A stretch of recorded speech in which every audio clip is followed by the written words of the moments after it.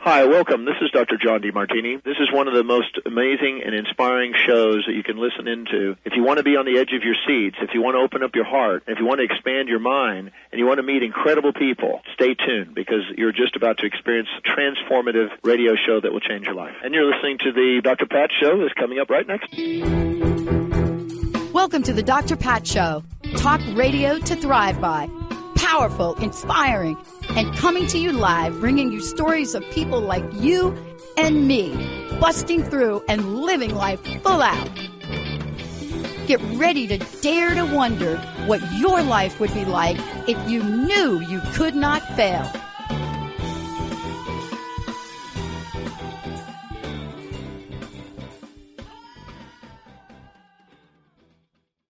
But he's like, you're live. I love that. Welcome, everybody. Welcome. Welcome to the show. What a great show we have for you today. Nancy Landrum is in the house. Me? A 2-year-old? Nah, can't be me. That's what today's show is about. Let me just say a little bit about Nancy because, we think about where we are now and we think about the changes we've gone through and you think about how you fared through them.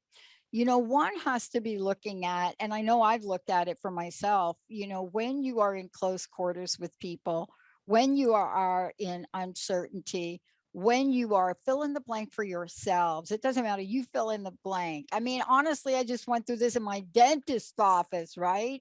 So when you are ... what happens to us now in the middle of stress, in the middle of strain? And, once upon a time, we were in the stress and strain of our lives. No kidding. You went up, you got to your job, you went to work. Maybe your boss is just like had a bad hair day. You don't know. But this is different. And so the toll it is taking on us, our relationships, whether they're in the workplace. I mean, honestly, I had a little temper tantrum with my robot yesterday. So that's how I know that there's something that's operating right beyond what we can imagine. Nancy Landrum is that expert. She is that person that has been able to look at the dynamics of relationships. And if you saw some of the tools she uses to help people and help couples, I don't know when she's going to start talking about some of the games she has, but I will tell you, powerful is an understatement. And not only for relationships, I talked with her earlier about taking this body of work into organizations because OMG, it is so easy to lose your junk. So today we are taking it on. Go to nancylandrum.com. Managing the 2-year-old within. Nancy, wow, right? Well, right. 2-year-olds have a lot of adorable qualities. They're energetic, they're creative, they're curious, they're very loving, affectionate when given the opportunity. But we all know what happens when a 2-year-old doesn't get what he or she wants. They're famous for the terrible twos because they throw tantrums. And each of us has a 2-year-old within, myself included. I'm not excluding myself. And I love the part of myself that is creative and that, is energetic and gets projects done and loves tackling something new, learning something new. But I, like everyone else, am challenged when I don't get what I want or when someone treats me in a way that I consider disrespectful. Now, years ago, when my late husband and I were in the worst of our marriage, we were two 2-year-olds trying to conduct an adult relationship, and we didn't do it very well. We had temper tantrums, each of us. And one of the things, our temper tantrums drove us to the brink of separation until we finally found the help that we needed to learn how to manage out of control emotions. So it's fine to throw a temper tantrum, but not when it's attacking another person. So the skill for me was learning to throw my temper tantrum privately away from where it could hurt anyone, including myself. So I would throw my temper tantrum in my journal. I would write all kinds of nasty things about Jim and how I felt and how wrong he was and why couldn't he listen to me and on until I finally calmed down. And then I could go back to Jim and conduct whatever conversation we were having with respect. That's the key, you know. So I tell my clients, going through a coaching package with me is like taking a master's degree in emotional management. If you want a successful, healthy marriage or any relationship, you must learn to control emotions that are typical of a 2-year-old. I love this conversation because, you know, what you said is important in several ways, right?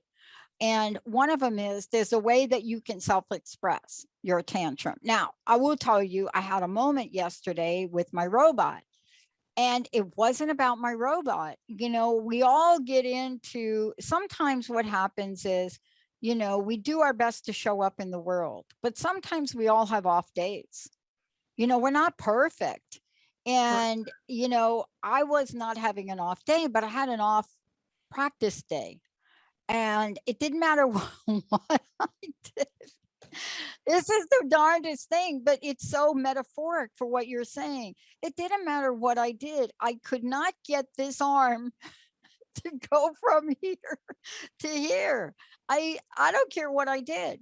Now, if that happens in a simple mode like that, what the heck goes on in our lives when we can't get ourselves from here to here without a moment? Or when we can't get someone else from here to there. Oh my gosh. I know. That's usually when the 2-year-old comes out in force, when someone else isn't behaving the way I want them to. And anyway, it's we got real creative. I used to throw my temper tantrums in my journal, or with one particular relationship I was having trouble with, I wrote a nasty letter every morning to that person and then burned it until finally the anger and frustration that I had with that person had dissipated enough that I could begin to see the issue from their point of view, which is called empathy. Jim got real creative. He didn't like journaling, and so he bought a micro cassette recorder. And today we have them on our phones. But when he was angry with me and wanted to tell me off, he would take a time out, go drive to the nearby park and park where no one could hear him. And he would turn the cassette recorder on and bawl me out good. You know, just say whatever he wanted to say to me, but he set it into the micro cassette recorder. And he said he would rewind it and play it back. And when it started to sound funny to him, he knew he was ready to come home and deal with the issue with me, but with respect. I think that what that does is threefold. Can we talk about what that does for a minute? Sure. You know, because I think there is emotion of this, that if folks can understand the power of that, there's something in it that's so important. See, what he did is whatever he needed to do, he released the energy of that. Yes. He released it. You know, what I'm hearing from people that it's really interesting. A lot of folks have been pent up for about 20 months, you know, without any tools, without any release. So when they do release, it's like a big explosion. Yes. Right. So he took himself off. You wrote a letter, right? We all have these moments where we get to go rant and rave for a little bit. But the key, isn't it, that 2-year-old within, we have to find a place for that 2-year-old within to fully express and not harm another person. Exactly. Exactly. Which means that I have to anticipate, I have to learn to gauge when I'm being triggered and when my emotions are reaching a point where I know I'm going to lose it and not be able to be respectful, and make an adult choice to get the 2-year-old away. I coached one mom years ago who tended to be very reactive and too violent with her children. And she taught her children that when she needed a timeout, she'd go to her bedroom, pound on a pillow, tell them, please don't open the door. Mom needs a timeout. And she would vent her anger out of, beating on the mattress. In fact, some of the research indicates that it's easiest to dissipate the energy of anger by using our arms, something to do with our arms, which is why women traditionally clean the stove or mop the floor, and men can wash the car or hit on a boxing bag or play basketball. Something that uses the upper body tends to dissipate the energy of anger out of our body faster. I'm told that's what research has said. Exactly. And there's a reason for it though, too, right? When we're looking at this, there's a reason for how that works. But isn't the point in what we're talking about really to demonstrate that there's an alternative? Because once we let that 2-year-old out of its crib or wherever it's in, and there are no boundaries and there are no considerations for other people, the havoc that it could really raise is so damageable that you may not be able to I think, Nancy, the reason we're talking about this is, if you really are a 2-year-old and you're running around in your diapers or whatever you're doing, we know you're a 2-year-old. But when you're an adult and your 2-year-old show up, sometimes the damage can be so hard to repair, right? Well, that's why couples come to me for coaching, is because they're acting like 2-year-olds and they need to learn how to conduct an adult relationship. Yeah. From the adult inside, not from the 2-year-old that's out of control. Mm-hmm. And you don't want to kill the 2-year-old. It's not like you want to get rid of it, because anger is a valuable emotion. Mm-hmm.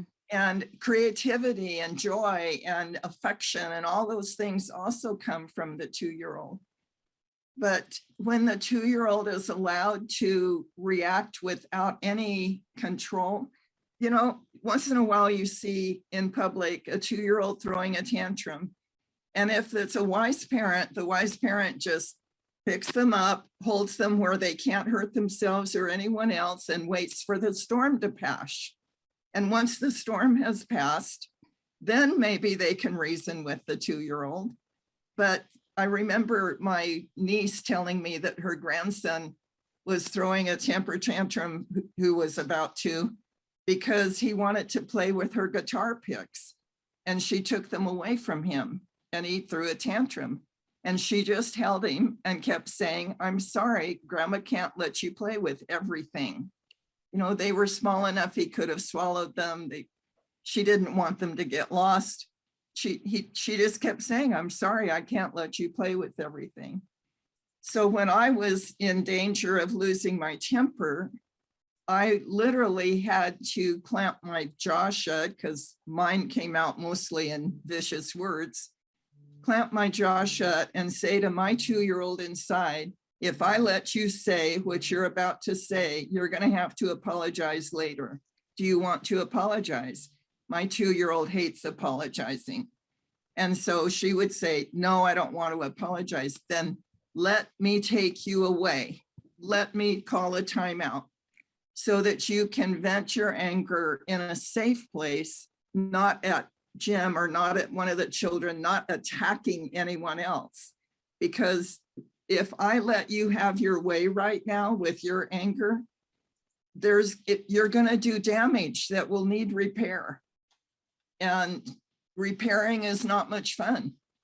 It's better to take a time out and let my 2-year-old throw a tantrum in a quiet place away. Yeah. I want to take a short break. When we come back, we're going to break this down a little bit, because one of the things we know, and this is what we're discovering, this is one of the saddest bits of information in my field of psychology. I touched upon this in my research, but I did not know how extensive this was. And we'll talk about this when we come back from break. What I discovered were that people that I interviewed were carrying things for 10 years. Yes. Now, why would you carry something for 10 years? Well, when we come back, we're going to talk about how important it is for us now as parents, grandparents, whether you're locked down or not locked down, whatever the relationship you're in, there's a level of mindfulness you need to have, because what we're finding out, when a young 2-year-old or a child has been abused, and I'm not talking just sexually is horrific, but we'll get into that. But I'm talking verbally abused, physically abused. And it Right. doesn't matter what kind, folks, right? It doesn't matter what kind. When that happens, tell me what the impact is when we come back. Let's take a short break.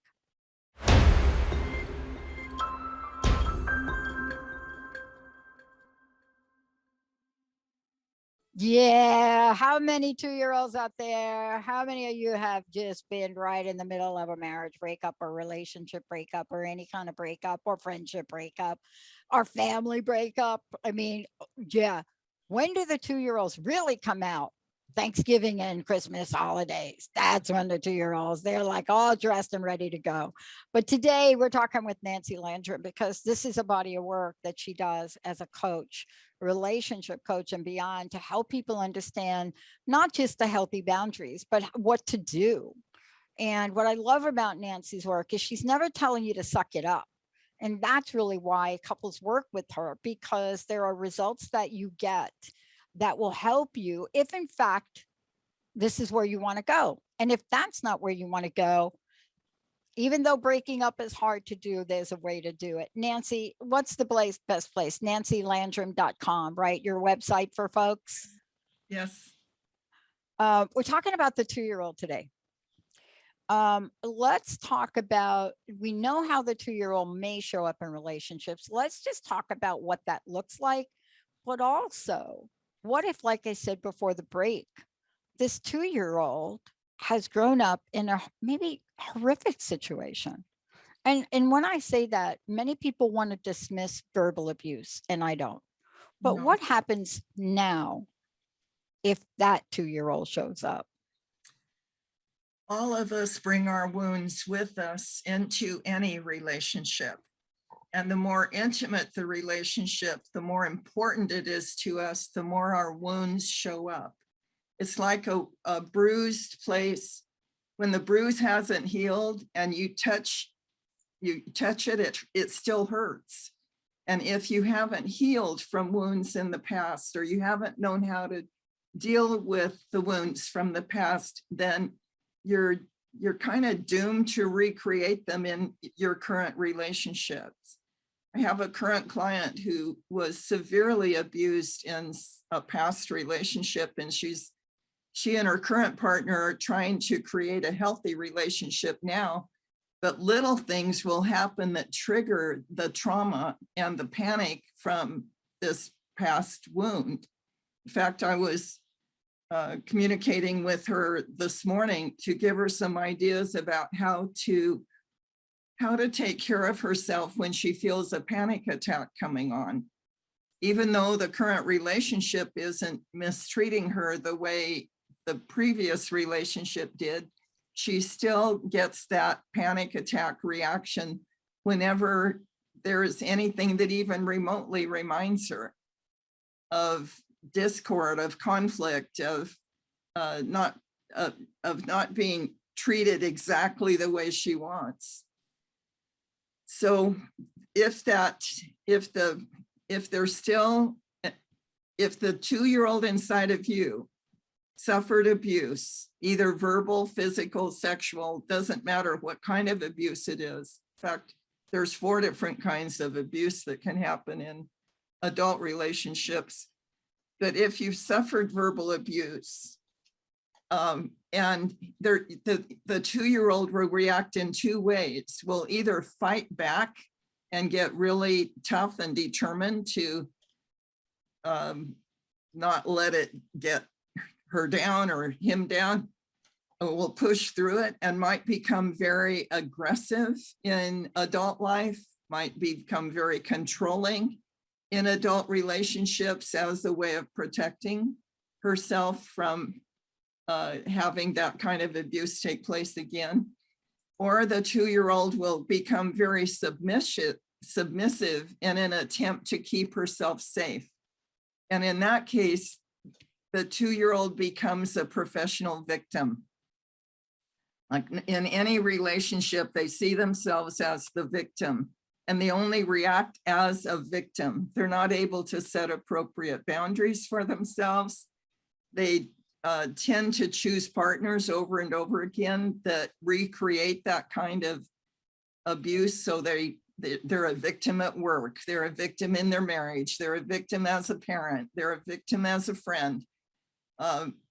To learn how to outgrow the need to wear the victim role in any relationship takes some real hard work and takes some time. When I think about this, I'm really drawn to getting back to what you said before.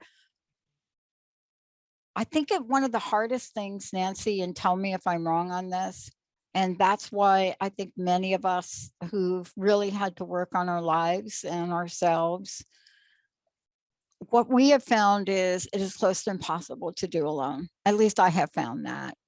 Now, I'm very fortunate that I've had great people in my life. I have a best friend I've had since 1972. And, you know, we are very different people. We are so very, very different. I want to put a weeping Scotch pine in the front of the lawn. And, you know, my best friend's like, no way. You know, we're very different in that way, but we know each other. And so there's been a reflection of that. How can people use that reflection to change? Because 9 times out of 10, you know, something's off.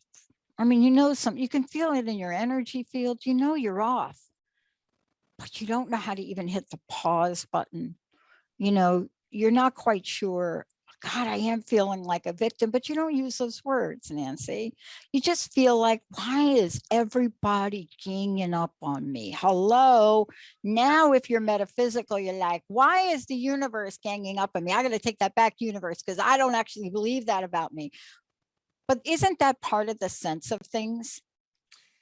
You know, last summer, I ended up writing a book. I thought I was through writing books, but I ended up writing a book for my clients called Your Inner Child, A Journey to Peace and Wholeness, Freedom. And it was because I ended up doing inner child work with so many of my clients that were playing the victim role or were out of control with their reactions toward other people, inappropriate actions. And the first coach I had, I was in my early 40s and I was desperately depressed. I felt like a victim. My life was out of control. My marriage, my kids were out of control. And she began to teach me about how to work with that wounded inner child, going back to childhood when I was so wounded by the fighting that went on between my mom and dad. The fighting wasn't targeting me necessarily, although I got my share of it, but I was so disturbed by the way they treated each other. And she began to teach me how to develop a loving parent inside myself to take care of this wounded inner child. I had no idea what a loving parent would do. I hadn't been raised by a nurturing, loving parent. I didn't, you know, my loving parent was the perfectionist, the demanding one, the judgmental one that seemed like the one that had the most authority and the most control inside of me. But she taught me that isn't the loving parent. The loving parent loves you at all times. The loving parent loves you no matter what you do. The loving parent will step in and take control when you're about to hurt yourself or hurt someone else. And it took some years. That's where I began journaling, is I would write out my feelings from usually that 2-year-old inside that was wounded and hurting. And then I would practice being the loving parent, loving that 2-year-old within that was wounded. And that was my journey toward wholeness, was learning how to work with the wounded inner child and not let that wounded 2-year-old become the abuser.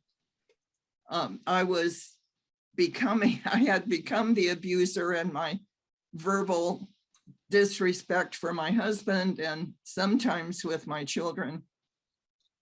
And I had to learn how to stop the 2-year-old from repeating the behavior that she hated so much as a child. Mm-hmm.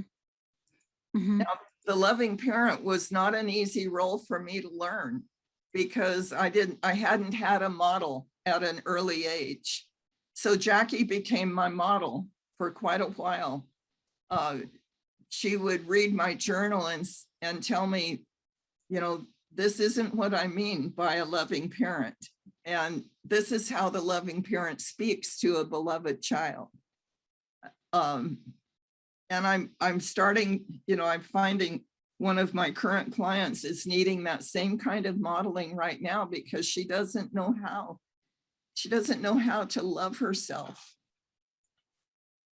Loving myself was one of the toughest, I guess, toughest jobs, if you want to call it a job, that I've ever had to do, is to love myself, forgive myself where I'm weak, forgive myself when I make a mistake, go on loving myself, believing in myself.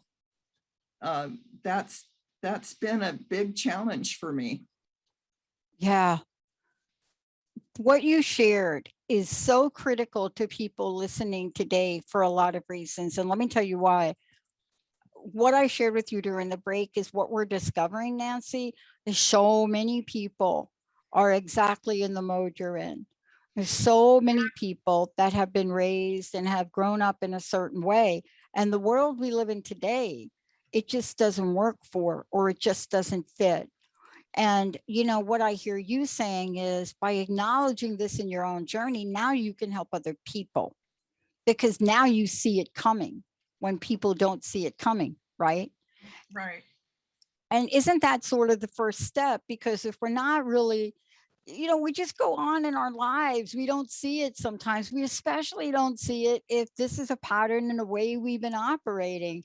You know, it's so funny you mentioned that because I got that from Linda's parents. You know, I met them at a formidable age in my life, but I didn't come from that place. You know, I didn't come from that kind of family. You mean a loving family? You know, my birth mom was extremely loving, but she died early on. I came from a disciplinary family. Yes. And a stepmom who said, you know, I love you, but I can't really love you like I love my own. But that is a true statement. In the end, when she passed, you could see that changed. But if you don't have it, where do you go? Right? Let's take a short break when we come back. The magic of humanity. You know, this is what Nancy does. When we come back, how do we honor and respect these people that have taught us love and generosity and gratitude? Even if our first meeting with them might have been a little bumpy, when we come back, we're going to talk about RESPECT, respect. Not only has Nancy found something interesting about that, but every body of research, in the body of research I did in 2001, this is something that is so at the top of the food chain, we just don't know how to do it. Aretha Franklin said it best, Benny. Let's take a short break. We'll be right back.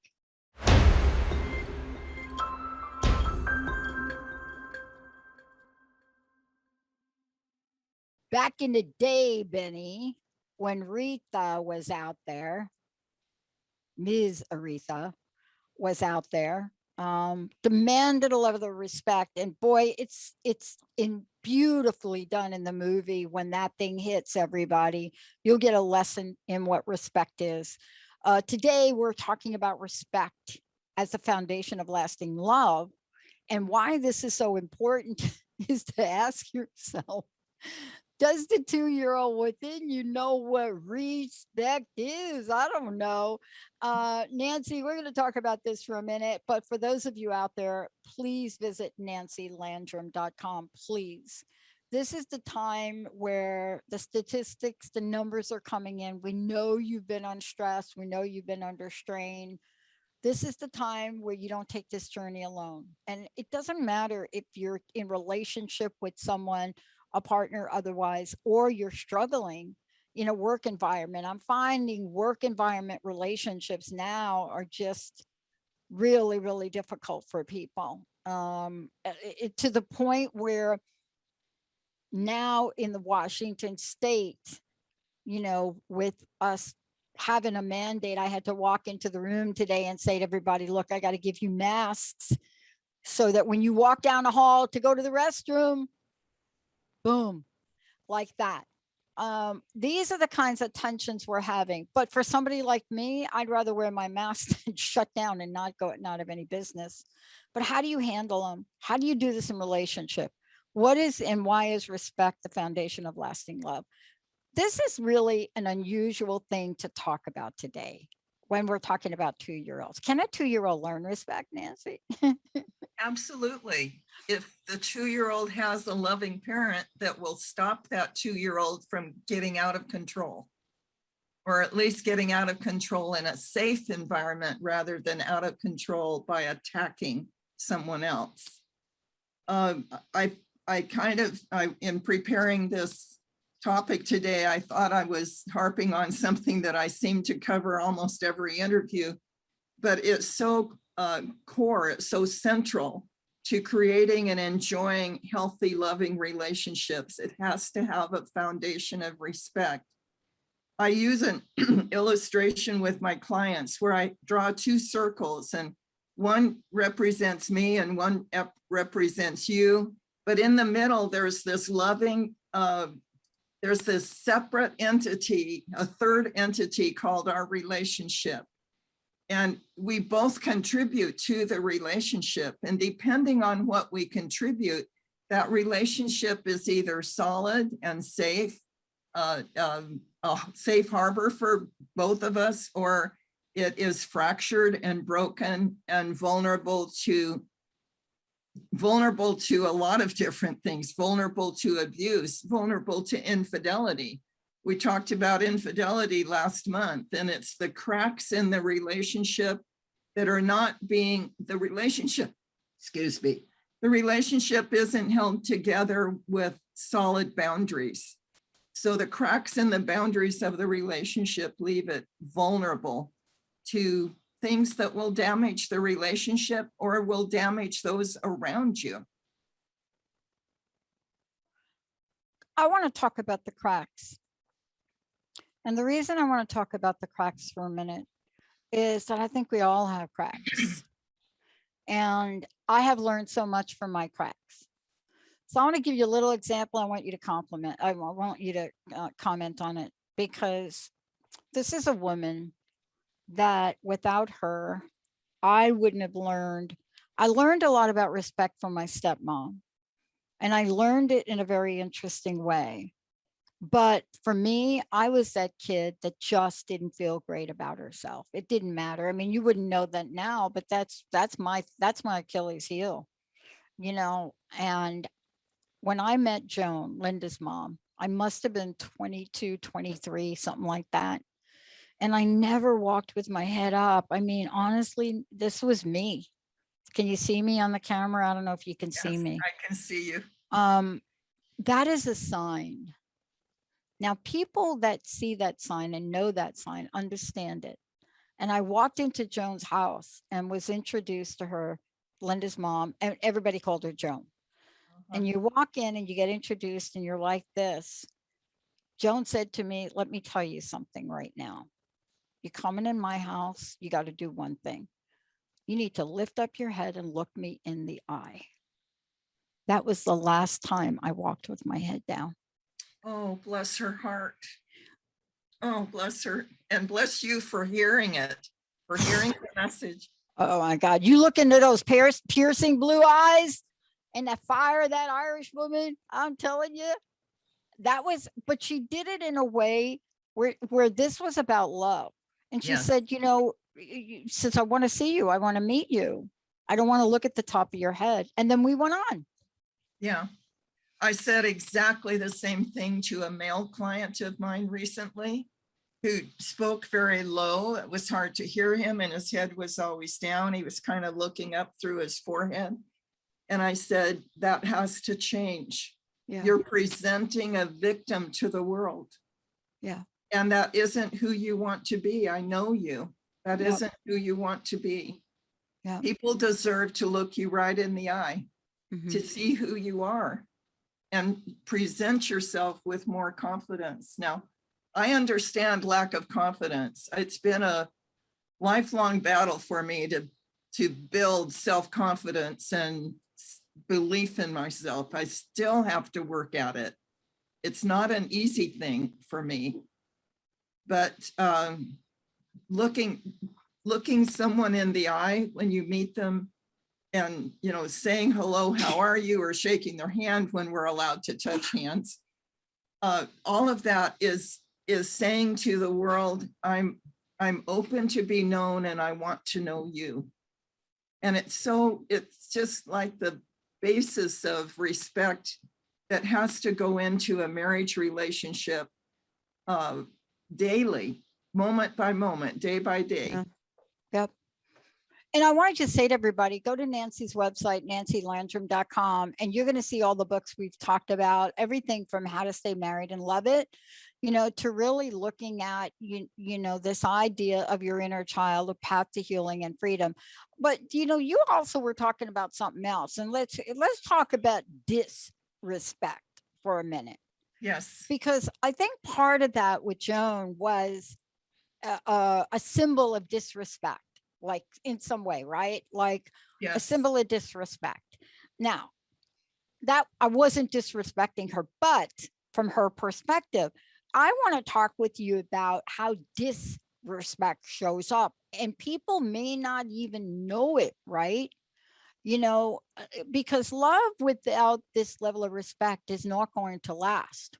No. You may get through those early years because your drive is sexual, but once that dies off a little bit, not saying it does for everybody, but I'm just saying there's another level you go to. Disrespect is cumulative. Sorry, it is. Yes, it is. Can you talk about some of the ways disrespect shows up, especially when you're looking at the circles, right?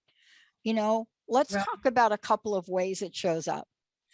If you go to my website, there's a free download on the homepage that lists 42 common methods of communicating that are disrespectful.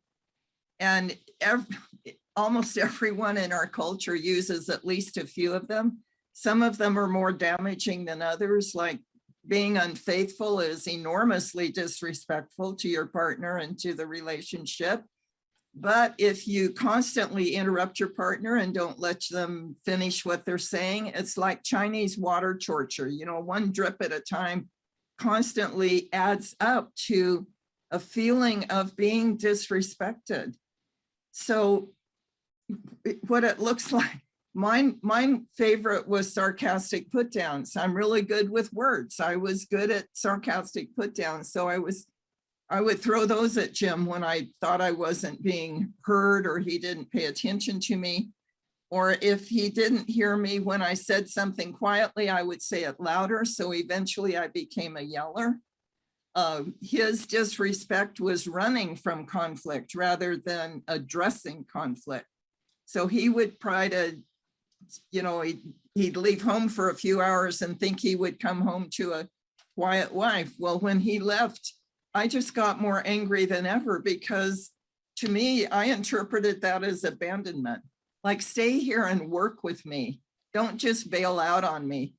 One woman that I was actually talking to this morning, her husband just goes silent and won't communicate at all. That is disrespect. Yeah. So there's many different ways. I think one of the most common ways in our culture is kind of a one-upsmanship. You tell me something, I'll tell you something better. Yeah, that one. That one is disrespectful. And that's the one nobody knows is disrespectful, by the way. It is disrespectful. Also, when I give you advice and I don't have your permission to give you advice, that is disrespect. It's saying, basically, it's communicating the message. You're not smart enough to figure this out by yourself. You need my help. Let me help you. Let me give you some advice. That is disrespectful. Some are the most common ones. One of the common ones in our culture is the finger pointing. You did this, you did that. It's so attacking. And you're going to get defensiveness, you'll get denial, you'll get counterattack when you go at someone with you messages. So ways of turning those disrespectful methods into more respect might be choosing to adopt better anger management skills, which is one of the modules in the coaching package that I work with people, is around anger management, learning to vent safely away so that you're not attacking someone. Yeah. Being respectful might mean learning to move into conflict rather than turning away from it. When Jim and I read in Harville Hendricks' book, Getting the Love You Want, we read that conflict is the doorway to greater intimacy. Yeah. Jim could not believe that. Conflict just seemed like a horrible thing he wanted to avoid. But what we learned was when we had the skills to deal with conflict in a respectful way, rather than attacking each other, then the resolving of that conflict led us into greater emotional intimacy. And he eventually got over his fear of conflict. He didn't need to be afraid of it anymore because conflict was not delivered with disrespect. So one of the primary skills I teach couples, and we've talked about this before, Dr. Pat, is the skill of a skilled discussion, which has rules. It has very strong boundaries, but the purpose of the boundaries is to keep both of us in respect. While we are taking turns talking about a particular issue or a decision we need to make, one of the hardest parts of a skilled discussion is for one partner to be willing to listen to their other partner, until the partner is completed what they have to say, and then they switch roles and the listener becomes the speaker. But that taking turns is the hard. Talk about a 2-year-old in a conversation. 2-year-olds don't like to take turns. They want to be first in line all the time. Well, a 2-year-old in a conversation, particularly about a conflict, wants to be heard rather than wanting to hear what the other person has to say. So setting that aside, setting the 2-year-old aside long enough to have a skilled discussion is the biggest challenge. It was the biggest challenge for me, and it's certainly the biggest challenge for most of my clients. And that leads to really understanding how this all works. Because let's go to, why it's so hard to change these, but why it's not impossible. See, I think that's the thing. If you're aware of it, but also, the Hendricks work, the whole container thing, because I took that too. And I actually went for a number of years to imago therapy. But, when you're in a relationship and you realize that, even with that, it's not going to sustain the relationship. One of the great things you find out is that, but the question always comes, Nancy, and we've got a few minutes left. Let's get on it. People don't think they can change. How often have you heard, wait a minute, this is just who I am? Well, no, yeah, you can change your behavior. Everybody says we can change our brain waves. But when that shows up in a relationship, there's nowhere to go. Well, I've had clients complain, you're trying to turn me into someone I'm not. That's it. I said, what I am trying to do is help you be your best self, not your mediocre or poor self. When you're using disrespectful methods of communicating, you are your poor self. So by learning different skills and being willing to use them, I'm helping you become the best of who you are. And I teach a lot about the brain. Our brains love habits. Our brains love habits. And so whatever method, whatever way you've been communicating or practicing your relationship, well, by the time they come to me, I said, your habits got you where you are now. If you want a better relationship, you need to change your habits. And the brain doesn't want to change habits. The brain likes being stuck in a particular groove, doing the same thing over and over again. And wanting a different result. They don't want to, most of us, and I myself included, I don't like having to change myself. I want the other person to change. And so some people come to me expecting me to change their partner. And when I make it clear that both people have to change, they sometimes get upset about that. But you have to practice a new behavior long enough for it to create a new path in the brain. Literally, something I read years ago was that the blood supply goes to the neurons that are being fired often. So in my case, the sarcastic put downs and the yelling were habits that I'd been practicing for years before we finally found a coach that helped us. And it was literally having to abandon a well-worn path in the brain and create a new path, as though I was walking through virgin forest, having to cut away the brambles and the stickers and, you know, find my way through a new place in my brain. But when I practiced the new habit enough times, the blood supply literally abandons the old habit and comes to support the new one. That's why new habits are so hard to create, and old habits are hard to let go of. It's not that you're a bad person. It's that the brain is wired to support habitual behavior. But you know how powerful this is? And I want to make sure everybody goes to nancylandrum.com for help. In relationships, we don't think about it, but I'll tell you what, there isn't a sports person out there, I don't care if you're Russell Wilson or you're somebody else, that hasn't gone to some coach that says you need to step back 2 inches. Because if you don't step back 2 inches, you're not going to do it. I mean, as much as we think we cannot change, right? I have seen it over and over. Yeah. Is it easier to learn it from the get-go and come out of the womb like that? It is. But think about what you're doing to help people in relationship. And anytime anybody says that, I think about the many people that we look at now that are either celebrity status, Tom Cruise overcoming what he went through. These folks, we are capable. Absolutely. And that's what you're helping us with. Absolutely. We're capable. Wow. Nancy, thank you. I'd love to know what your personal message is. And thank you for bringing up the brain, because that's the one thing people throw at you like, no, I can't change. Oh, yeah.